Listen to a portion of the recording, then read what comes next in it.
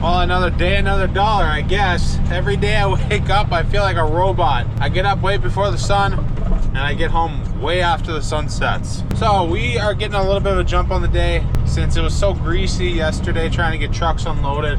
It froze a little bit overnight, so we're trying to get a little bit of an earlier start. So I gotta go down and get another load out of the cart. That's full. All the guys are gonna be right behind me. We got a lot of little dinky stuff moving around today, but hopefully today goes good and we're able to keep going. All the rest of the guys are here. We got the combines all fueled up. I'm about full. I'm gonna take off.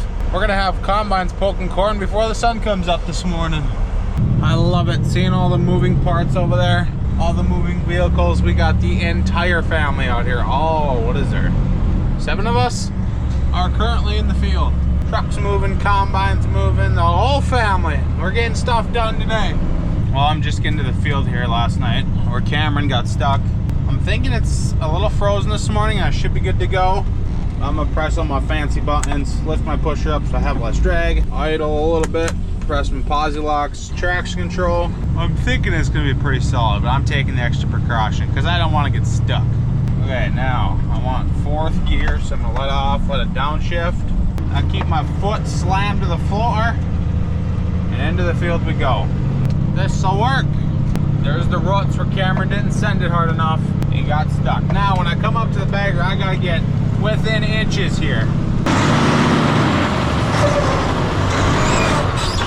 We made it pretty good. Now I gotta get up here on the tractor, run this bagger, first order of business so I don't forget. Put the tractor into neutral. Now I gotta go into my monitor and make it so I can have the PTO on while I'm not sitting in the seats because these new tractors won't allow it. So I gotta turn that on. And then I gotta bump my hydraulic, idle up to about 1200. Now I can run my hydraulics back here to put my swing out underneath. Okay, I'm underneath now. I'm over my hopper. Now I lower the wheels down, pivot it forward, right about where I want to be. I want my swing out auger to be angled forward a little bit like that because the tractor's going to move ahead and it's going to pivot back. So I got it right on the money. That's perfectly centered. We're going to give her some smoke now, double checking that I'm in neutral because that would make for a giant mess. Oh man, that would be horrible. Now here I press this button outside the cab so I don't have to get in. Turn my PTO on. Once I got that spinning, I'm gonna turn on my swing out auger spot. I don't know what you call it.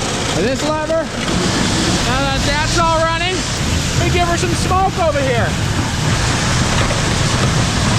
Hydraulic traps, I think, are the best thing ever. Like, I think hydraulic traps are better than buttered toast. Oh, the dust and bees wings is horrible. I'm gonna grab my remote to run my traps so I don't have to stand in it. Can't the wind ever go that direction? So I'm sure most of you know how grain baggers work, but those of you who don't, I'll do a little rough explaining. This here is a grain bag. I'm putting corn in it to store, wet corn. And as long as there's no holes in the bag, it'll store wet corn for over a year and it'll come out the day, like the day you put it in. We have a giant 12 by 500 foot bag, but it moves automatically. The tractor is not in drive. It's just the pressure of the grain getting put into the bag that pushes it forward. It's a very complex machine, and if you don't know how to run it, your life will suck. Dad just arrived with his truck. I'm working on my front hopper. Especially when it's muddy like this, we always have to unload our back hopper first, so we have weight on our truck, so we're still able to move in these sticky situations. Looks like our brake is maybe a little on the lower side now. It's a little flat. I have to pump that up a bit. Well, I got her done. I offered Dad my helping hand, but he said go, let's keep the combines running. He'll struggle on his own and manage. Never mind, it's not looking like Dad's gonna do any managing of his own. He's stuck. Okay, RX, I know you're cold, but you gotta start for me, baby.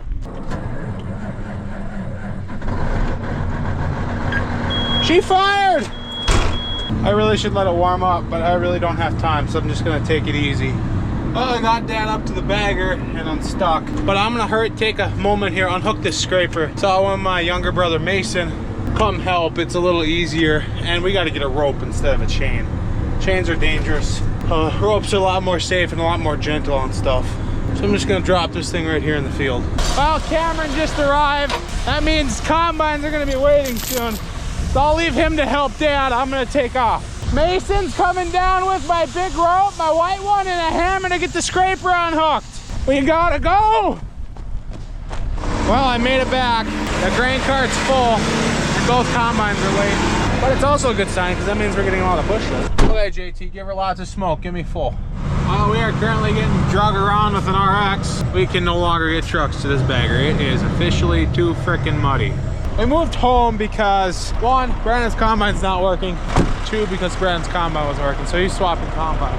So I think we're gonna work kind of close, within a couple miles here maybe, and just road it all home with the grain cart. It's not the most ideal situation, but I think it's about all we gotta work with because that doesn't work. But this is how most baggers were actually designed to work, is the grain cart comes up with this giant spout, as most of you know, and it just dumps into the hopper right there. Oh, this is the ideal way to run a bagger, I tell you what. Well, it's too muddy to get trucks in and out, so I switched to grain cart operator. And our combine is trying to be a bird and fly away. He's not allowed to leave until harvest is done, then he can spread his wings and fly away. We're shutting that wing opening down right now. Well, everything turned into a sloppy, muddy mess. So now we're just taking the cart, going back to the bag, unloading, and then waiting for him to come back. We're not too far away from it, but it's still a little bit of wait. Not like having trucks on the end of the field just to dump on. But at least we're still going. We're not giving up that easy. We can both unload at the same time as long as we don't touch tip.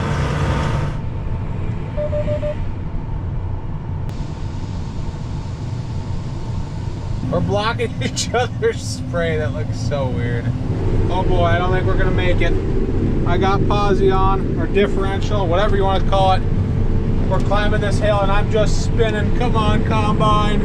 We made it, woo!